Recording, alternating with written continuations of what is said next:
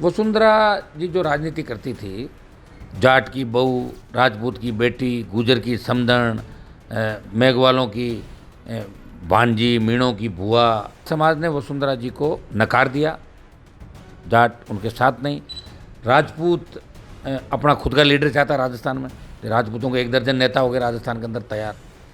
गुजर जो जिनके गुजरों के खून से उनके हाथ सने हुए हैं, वो कभी वसुंधरा को देखना नहीं चाहते। भ्रष्टाचार गहलोत वसुंधरा गठबंधन राजस्थान के अंदर किया था, चाहे 90B के घोटालों की गूंज हो, चाहे 16 गड़साना रावला गोलीकांड हो, किसानों पर जिस तरह गोलियां बरसाई, जिस तरह बेरोजगारी का आलम था, अपराध का आलम था, गैंगवार की घटनाएं जो हुई, तो सारा राजस्थान भूला नहीं उन बातों को। इसलिए वसुंधरा जी का तो कुछ फिल्म खत्म हो गई राजस्थान के अंदर।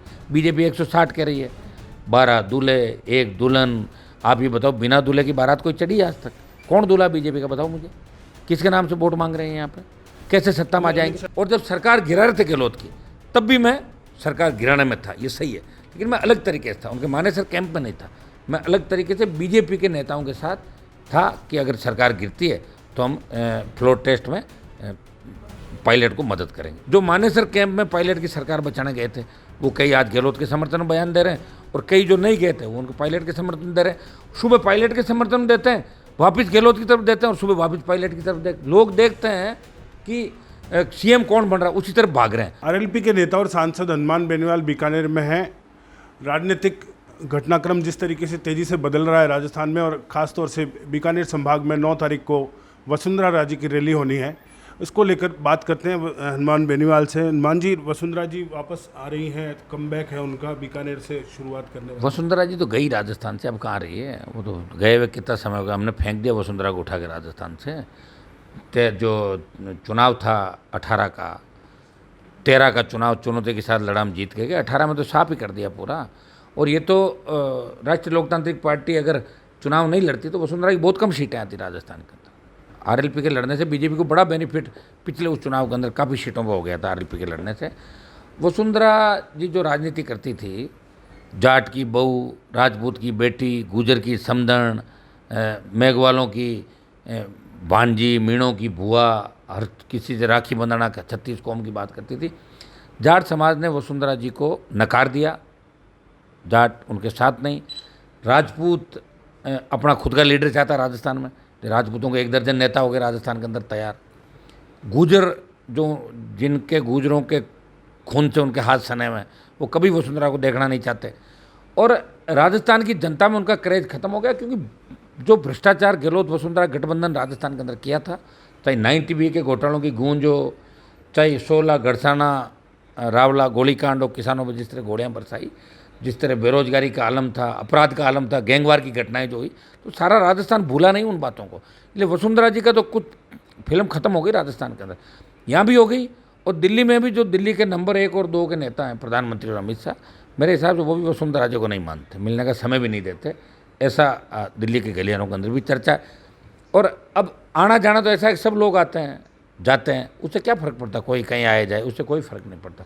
मुझे नहीं लगता कि मुझे देखो, मैं तो ये कहता हूँ कि भारतीय जनता पार्टी के नेताओं ने जो इस बार 4 साल के अंदर, चाहे लंपी का मामला हो, चाहे कोरोना हो, जिस तरह किसानों के 3 बिल आए, सेना को ठेके पे दे दिया, तो भारतीय जनता पार्टी राजस्थान में सरकार नहीं बना पाएगी। ये मैं दावा इसलिए कर रहा हूँ कि मैं जवानों के बीच रहता हूँ, किसान का बेटा हूँ, और जिस तरह किसानों और जवानों का समर्थन राष्ट्रीय लोकतांत्रिक पार्टी को मिल रहा है, बीजेपी को हम सत्ता में नहीं आने देंगे, ये तय है। कांग्रेस बहुत पीछे चली जाएगी।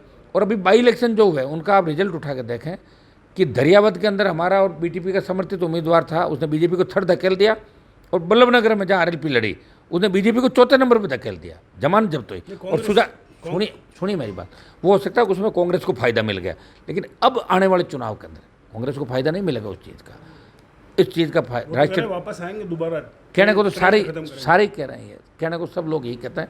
बीजेपी 160 कह रही है, 12 दूल्हे 1 दुल्हन। आप ये बताओ, बिना दूल्हे की बारात कोई चढ़ी आज तक? कौन दूल्हा बीजेपी का, बताओ मुझे। किसके नाम से वोट मांग रहे हैं यहाँ पे? कैसे सत्ता में आ जाएंगे? गाय नहीं मिलेंगे भाई। वोट मांगे थे ना कई जगहों पे, झारखंड था ना, चला गया हाथ से। क्या हुआ बिहार के अंदर?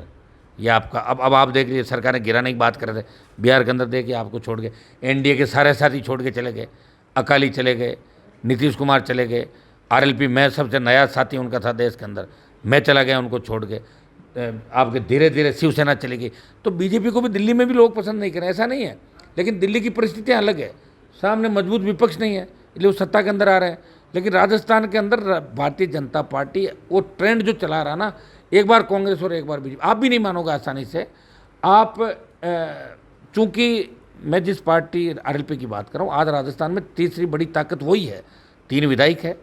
सारे जो 2, 1, 6 विधायक थे, बसपा 6 थे, कांग्रेस में चले गए, 2 कम्युनिस्ट चले गए कांग्रेस के साथ, आपकी बीटीपी चली गई कांग्रेस, बीजेपी पता ही चला कि आरएलडी चली गई कांग्रेस के साथ। एक आरएलपी बची है जिसने अपना वजूद कायम रखा, पंचायत चुनाव लड़ाए, पालिका चुनाव लड़ाए, और चौथा साल अभी बने हुए पार्टी को। 29 अक्टूबर को हमारी 4वीं वर्षगांठ जो पार्टी बनी थी उसकी, और इस महीने हम बड़ी रैली आगामी दिनों में चूरू से हम बड़ी शुरुआत करेंगे, जिनकी संख्या 4 से 5 लाख लोग होगी।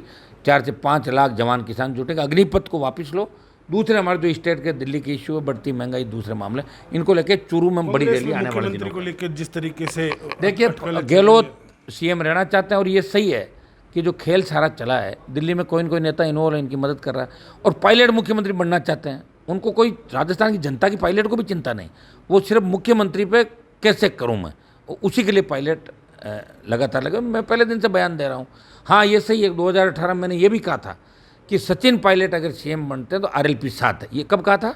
2018 के अंदर, जब सरकार के अंदर ये था कि कौन सीएम बने और कौन नहीं बने, तब मैंने सचिन पायलट को सपोर्ट किया था कि अगर सचिन पायलट बने तो हनुमान बेनीवाल के तीनों विधायक सचिन पायलट के साथ हैं। वो किसान का बेटा है, और तेजा जी का जयकारा हम भी लगाते हैं और गुजर भी लगाते हैं। ये बात मैंने कब कही थी? 2018 के अंदर।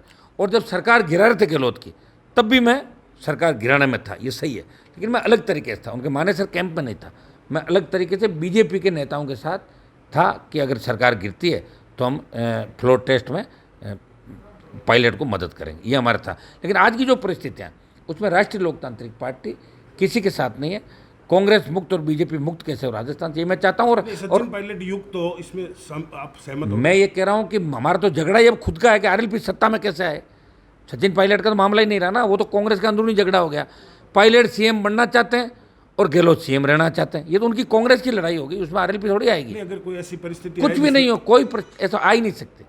हम 200 सीटों पर चुनाव लड़ेंगे, और उन जगहों पर गठबंधन भी कर सकते हैं जहां हमें लगेगा कि भाई कोई ट्राइबल बेल्ट है, दूसरे बेल्ट है, जहां कोई दूसरी क्षेत्रीय पार्टियों का अगर जनाधार हो, और वो पार्टियां मजबूती से हमारे साथ कांग्रेस बीजेपी के खिलाफ लड़ेगी, तो उनसे गठबंधन के आसार दरवाजे खुले हैं। हमारे मजबूत लोग अगर आना चाहे तो आरएलपी के दरवाजे खुले हैं। लेकिन हमें अब किसी के साथ जाने की, किसी के, वो परिस्थितियाँ थी दोनों बार, वो उस समय हमने साथ दिया। लेकिन आज हमारे सामने राजस्थान की जनता को जवाबदेही हमारी बनती है कि आज जो हालात राजस्थान में बने, उसके लिए कौन जिम्मेदार है? कांग्रेस पार्टी जिम्मेदार है उसके लिए। अब कोई बन जाए, कोई नहीं बने, उससे कोई 6 महीने में हालात नहीं सुधर जाएंगे।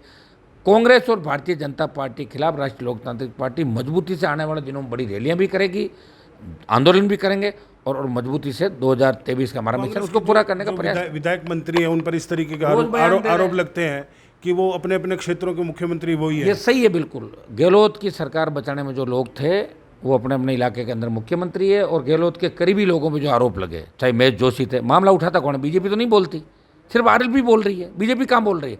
बीजेपी का एक बयान नहीं आया कि महेश जोशी के लड़के ने जिस तरह वो बलात्कारी घटना को अंजाम दिया, दिल्ली में एफआईआर दर्ज होती है।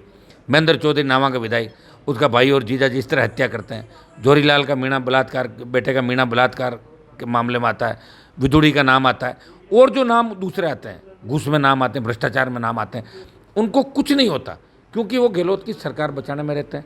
और देखिए, लोगों की जो मानसिकता है, लोगों की स्वामी भक्त जो लोग होते हैं, किस तरह बदलती है, अपना नेता किस तरह बदलते हैं। जो मानेसर कैंप में पायलट की सरकार बचाने गए थे, वो कई आज गहलोत के समर्थन में बयान दे रहे हैं, और कई जो नहीं गए थे वो उनको पायलट के समर्थन दे रहे हैं।